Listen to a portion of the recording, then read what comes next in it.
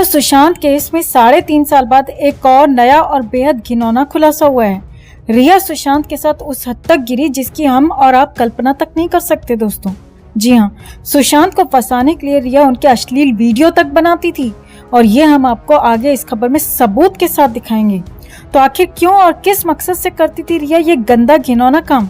कैसे हुआ रिया का भंडाफोड़? आपको दिखाते हैं, बताते हैं सब। आप भी इस खबर को ज्यादा से ज्यादा लाइक और शेयर कर अपना प्यार और सपोर्ट दिखाएं और कमेंट में जस्टिस फॉर सुशांत जरूर लिखें। चैनल के साथ जुड़कर चैनल को सब्सक्राइब कर हमारी आवाज बने। तो आपको बता दें कि सुशांत के पिता के सिंह ने पटना में रिया के खिलाफ जो FIR करवाई थी उसमें उन्होंने साफ साफ लिखा था कि रिया ने सुशांत के कई ऐसे वीडियोस बना लिए थे जो अब वो अपने ऊपर लग रहे आरोपों से बचने के लिए इस्तेमाल कर रही है, जो सुशांत की छवि को धूमिल कर सकते हैं और वो इन्हीं वीडियोस का सहारा ले रही है। सब कुछ एक प्लानिंग के तहत किया गया। जी हाँ, बिल्कुल सही सुन रहे हैं आप। ये कुछ ऐसी बातें हैं जो उस वक्त महाराष्ट्र की सरकार ने दबा दी थी। इन बातों को खुलकर उजागर नहीं होने दिया गया था, लेकिन यह खुलासा बेहद चौंकाने वाला है कि रिया सुशांत को उनके निजी वीडियोस बनाकर ब्लैकमेल किया करती थी और उन्हें यह कहा करती थी कि अगर तुमने मुझे अपने साथ कास्ट नहीं किया तो मैं तुम्हारी ये वीडियोस वायरल कर दूंगी और तुम्हें बदनाम कर दूंगी। और यही बात सुशांत के पिता के सिंह ने अपनी FIR में भी दर्ज कराई थी। और ये रिया पर लग रहा कोई आरोप नहीं बल्कि सुशांत के एक पक्के और गहरे दोस्त ने भी इस बात की पुष्टि की है, जहाँ वो साफ साफ ये बता रहे हैं कि रिया सुशांत के कपड़े उतरवाकर उनकी वीडियोस बनाती थी और फिर सुशांत को ये वीडियोस दिखाकर ब्लैकमेल करती थी। आपने उनको भारी नशा दे दिया जिससे वो अनकॉन्शियस स्टेज में है। वो स्टेज में उनके कपड़े निकलवा के उनका गलत अश्लील फोटो बना लिया है, वीडियो से बना लिया। ये सब ब्लैकमेलर है। रिया चक्रवर्ती अगर वहां थी एक ही कारण थी, पैसे के कारण थी। She was a drug peddler. उनका कोई फैमिली इतिहास नहीं है कि वो फिल्म में अच्छे काम कर चुके हैं। उनके साथ लॉयल्टी नहीं था। इसका मतलब ये था सुशांत सिंह राजपूत के घर पर रिया चक्रवर्ती और इम्तियाज निसार खत्री मिलकर ड्रग्स लेते थे। सुशांत को इतना दे देते थे कि वो एक हिसाब से बेहोश हो जाता था। तो इन बातों से अंदाजा लगाया जा सकता है कि रिया ने सुशांत को कितना और किस हद तक टॉर्चर किया होगा। लेकिन ये बेहद अफसोस की बात है कि उस वक्त रिया की जो गिरफ्तारी हुई थी तो वो भी सिर्फ ड्रग एंगल में, और आज वो खुली हवा में सांस ले रही है, आजाद घूम रही है। सुशांत केस में आज तक उसे कोई सजा नहीं मिल पाई और न सिर्फ रिया बल्कि सुशांत के सभी आरोपी पापी पिठानी, दीपेश सावंत, नीरज, केशव और बॉलीवुड के वो तमाम लोग जिन्होंने सुशांत को दबाया, धमकाया, उन्हें बर्बाद करने में कोई कसर नहीं छोड़ी, वो सब मजे से अपनी अपनी जिंदगी जी रहे हैं। लेकिन सुशांत के फैंस अब भी लगातार सुशांत के इंसाफ की आस लगाए बैठे हैं। मगर CBI है कि इतने सारे सबूत होने के बावजूद कोई एक्शन नहीं ले रही, कोई अपडेट नहीं दे रही। ऐसे में आपको क्या लगता है दोस्तों, क्या सुशांत को कभी इंसाफ मिल भी पाएगा? क्या CBI इन सभी सबूतों को अनदेखा कर रही है? आप क्या सोचते हैं? कमेंट में से लेकर आप भी अपनी बात, अपनी राय जरूर रखें और वीडियो को ज्यादा से ज्यादा लाइक और शेयर कर अपना प्यार और सपोर्ट भी जरूर दिखाएं। सुशांत को गए 3.5 साल से ज्यादा का वक्त बीत चुका है, लेकिन अभी भी उन्हें इंसाफ का इंतजार है। उनके फैंस को इंसाफ का इंतजार है। एक बार फिर सुशांत केस में हलचल दिखाई दे रही है, क्योंकि बताया जा रहा है कि CBI जल्दी इस केस में फाइनल रिपोर्ट सामने रखने वाली है। ऐसे में एक बार फिर बेहद चौंकाने वाले खुलासे हो रहे हैं और इस बार जो खुलासा हुआ है उसने कई बड़े और नए सवाल खड़े कर दिए हैं। इस बार जो खुलासा हुआ है वो दिल दहलाने वाला है, क्योंकि सोर्सेज की माने तो 14 जून की सुबह 9:30 बजे सुशांत के मोबाइल से उनके परिवार को मिस कॉल गया था। जी हाँ, बिल्कुल सही सुन रहे हैं आप। 14 जून की सुबह 9:30 बजे सुशांत ने परिवार को मिस कॉल दिया था। तो आखिर सुशांत कब गए थे? 13 जून की रात को या 14 जून की सुबह को?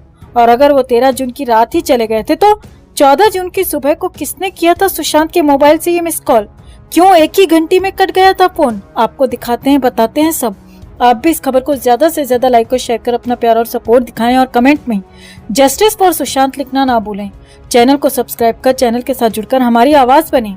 तो 14 जून 2020 को सुशांत सिंह राजपूत ने इस दुनिया को अलविदा कह दिया था। इस केस की जांच मुंबई पुलिस ने शुरू की और सभी सबूतों पर लीपापोती लगाकर केस को बंद करने की पूरी कोशिश की। पहले ही दिन से मुंबई पुलिस इस केस को लेकर सवालों के घेरे में रही। शुरुआत से ही सुशांत के केस को मुंबई पुलिस आत्महत्या बताती रही। वहीं अब सुशांत के परिवार और राजपूत परिवार के वकील विकास सिंह ने इस केस में कई बड़े खुलासे किए हैं। एक तरफ जहां राजपूत परिवार के वकील विकास सिंह ने कई खुलासे किए हैं, तो वहीं अब एक बड़े टीवी चैनल की रिपोर्ट के मुताबिक 14 जून को सुबह 9:30 बजे सुशांत सिंह राजपूत के मोबाइल से उनके परिवार के मोबाइल पर एक मिस्ड कॉल गया था। हालांकि ये मिस्ड कॉल भी एक रिंग में ही कट गया था।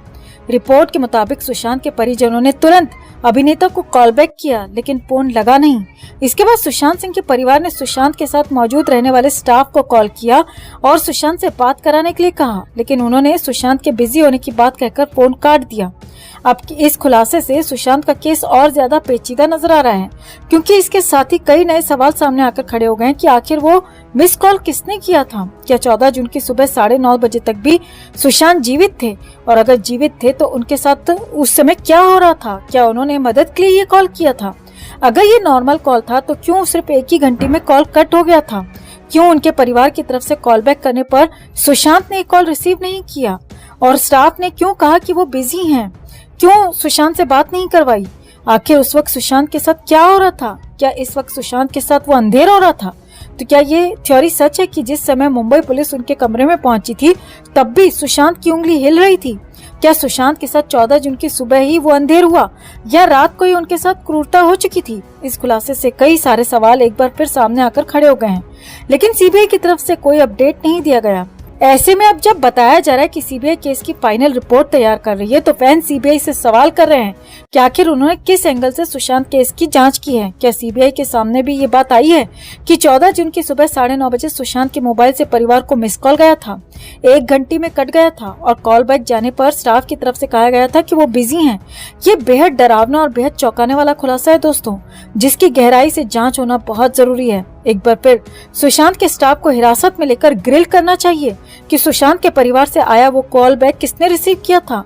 क्यों परिवार से कहा गया कि वो बिजी हैं, जबकि इसी स्टाफ ने बताया था कि सुशांत के रूम का दरवाजा बंद था? और आखिर वो मिस कॉल किसने किया था? क्या सच में वो कॉल सुशांत ने किया था? इसके साथ ही याद दिला दें कि एक टीवी चैनल से बात करते हुए विकास सिंह ने कहा था कि सुशांत के पिता ने फरवरी में ही बांद्रा पुलिस को बताया था कि सुशांत अच्छे लोगों के साथ नहीं है और उसकी जिंदगी खतरे में है। इसके साथ ही विकास सिंह ने दावा किया था कि सुशांत के निधन के बाद जब परिवार ने पुलिस से इस केस में जांच करने को कहा कि कौन सुशांत का दिमाग कंट्रोल कर रहा था, कौन उसके मेडिकल ट्रीटमेंट का ध्यान रख रहा था, तब भी वो सुसाइड एंगल से ही जांच करते रहे। बेहद अफसोस की बात है कि इतने सबूतों के बावजूद आज तक सुशांत केस में कुछ ठोस नहीं हो पाया है। तो आपको क्या लगता है दोस्तों, क्या वो कॉल सुशांत ने किया होगा? क्या उन्हें मदद की जरूरत थी? इस खुलासे पर आपका क्या कहना है? कमेंट में से लेकर आप भी अपनी बात, अपनी राय जरूर रखें, और वीडियो को ज्यादा से ज्यादा लाइक और शेयर कर अपना प्यार और सपोर्ट भी जरूर दिखाएं।